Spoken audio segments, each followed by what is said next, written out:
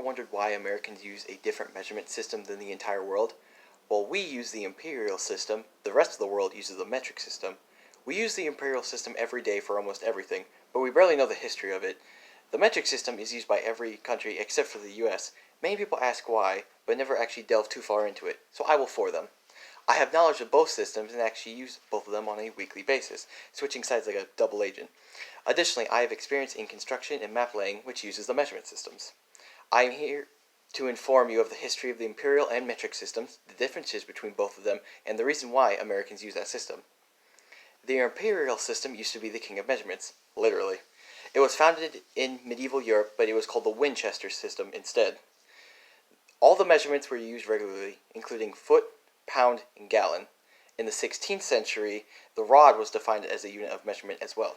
A rod is 5.5 yards or 16.5 feet, and was defined as the length of the left feet of 16 men lined up heel to toe as they emerged from church. The reason for this was because of how religious the Middle Ages were. Even Christianity had to have a part in the measurement system. Later, they also added the acre and the furlong, which is 1/8 of a mile. Europe birthed the imperial system, then later in the same country, Britain refined it. The Weights and Measurements Act of 1824 and the Act of 1878 established the British imperial system. They tampered with old measurements to make them more precise and prettier than before. While they modified and improved the Winchester system, America adopted the same system in the 19th century. The standard U.S. gallon is based on the Queen Anne wine gallon and is 17% smaller than the new British imperial gallon. We still use the old Winchester version. We have called it the imperial system, while Europe has adopted the metric system. The rival of the imperial system was also birthed by the rival of Britain, France. The French Revolution of 1789 had provided a good time to replace the confusing welter of thousands of traditional units, instead replacing them with multiples of 10. In 1791, the French National Assembly directed the French Academy of Sciences to address the chaotic state of France measurements. Eventually, French scientists found a value of 39.4 inches to equal a meter, the basis for their measurement system. By 1795, all metric units were made from the meter, including the gram and the liter. And in 1799, the meter and kilograms of archives declared that the metric system was to be used by all of France. The motto for the metric system was also made: for all people, for all time. In 1875, an international conference met in Paris to establish an International Bureau of Weights and Measurements. There, they set up a laboratory where international standards are kept, national copies inspected, and metrological research conducted. Every 6 years, a group of 40 countries meets there to discuss whether reform is necessary. In the 20th century, the metric system generated systems needed in science and technology to express physical properties more complicated than simple length, weight, and volume. The imperial system and the metric both have their strengths and weaknesses. The imperial system started out as a reliable measuring system due to the fact that it was the only one.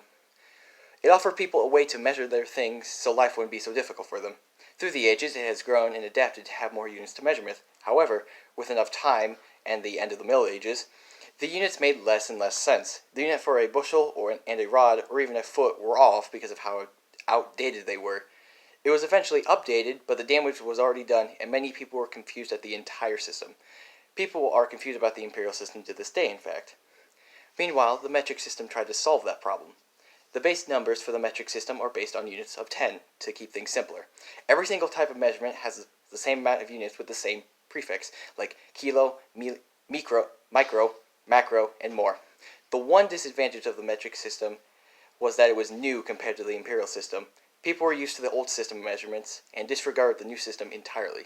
With time, however, countries would rely on the metric system, with only America being stubborn and refusing to change.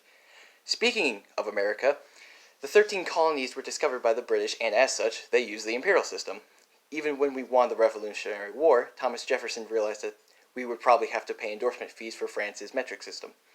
Also, the relationship between the two countries dwindled after the war, which would be impossible for us to pay for war debt.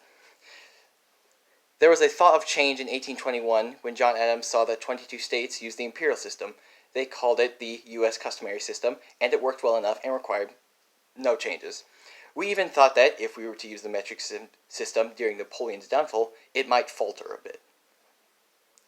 You learned about the imperial and metric system throughout the ages, the differences between them, and how/why we use it today.